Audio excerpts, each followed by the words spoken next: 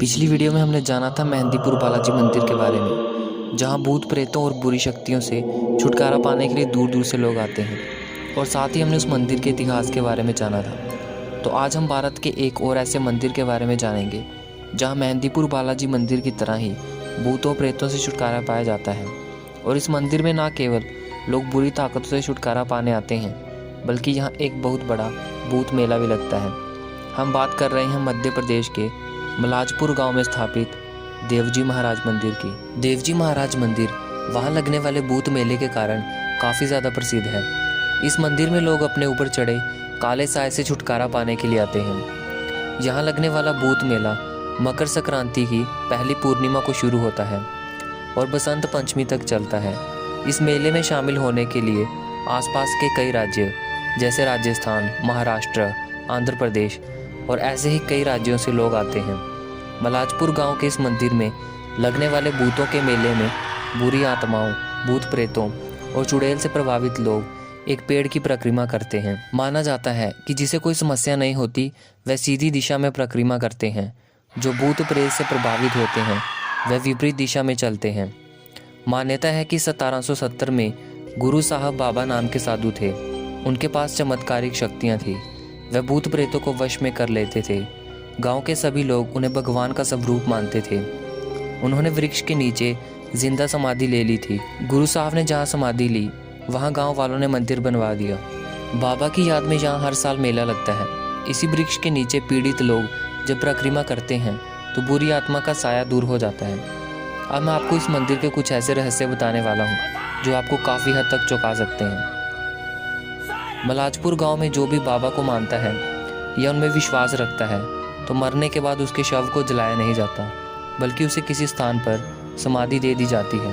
भूत प्रेत से प्रभावित लोग जब ठीक हो जाते हैं तब उन्हें यहाँ गुड़ से तोला जाता है।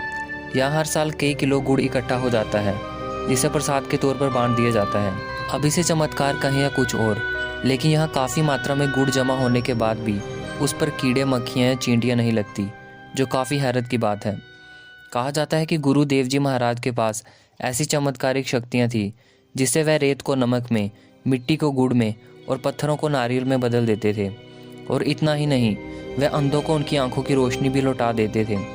कहा जाता है कि एक बार गांव में बारिश न होने से सूखा पड़ गया था, लेकिन गुरु देवजी महाराज ने अपनी शक्तियों से अन्न के भंडारों को भर दिया था। भूत मेला में कई हजार लोग हिस्सा लेने आते हैं। अगर 2019 के डेटा रिकॉर्ड को देखा जाए तो लगभग 1000 औरतों को बुरी आत्माओं से मुक्त किया गया था।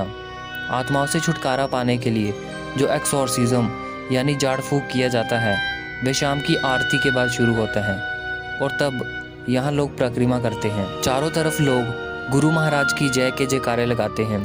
लोगों पर अभिमंत्रित जल छिड़का जाता है और जिनके अंदर शैतानी साया होता है वह उस जल के पड़ते ही चिल्लाना शुरू कर देते हैं या फिर बेहोश होकर गिर पड़ते हैं, जिसके बाद उस शख्स के परिवार वाले या फिर पुजारी उस पोजेस्ड पर्सन के हाथ पर कपूर जलाते हैं और फिर एक्सोर्सिज्म शुरू होता है। एक्सोर्सिज्म के दौरान मंदिर के पुजारी उस पोजेस्ड पर्सन से कई सवाल पूछते हैं और प्रेत आत्माओं से मुक्त करने के लिए उन्हें झाड़ू से पीटा भी जाता है, जिसके बाद वो शैतानी साया शरीर छोड़ने के लिए यहाँ वहाँ छटपटाता है। मंदिर में यहाँ वहाँ भागता है और कई ऐसी हरकतें करता है जो यदि आम इंसान देख ले तो उसकी रूह कांप सकती है। लेकिन आखिरकार में वह शैतान साया शरीर छोड़ देता है और लोगों को राहत मिलती है। पिछले 300 सालों से कई लाख लोग खुद को भूत प्रेतों से मुक्त करवाने यहाँ आते रहे हैं, और यही कारण है कि लोगों की आस्था इस मंदिर से काफ़ी पुराने समय से है। गुरु साहब महाराज का जन्म 1726 में हुआ था। इन्हें महाराज जनक का अवतार भी माना जाता है। गुरु साहब महाराज का नाम था देव सिंह महाराज, और इन्हें गुरु साहब का नाम उनके गुरु जेताजी संत ने दिया था।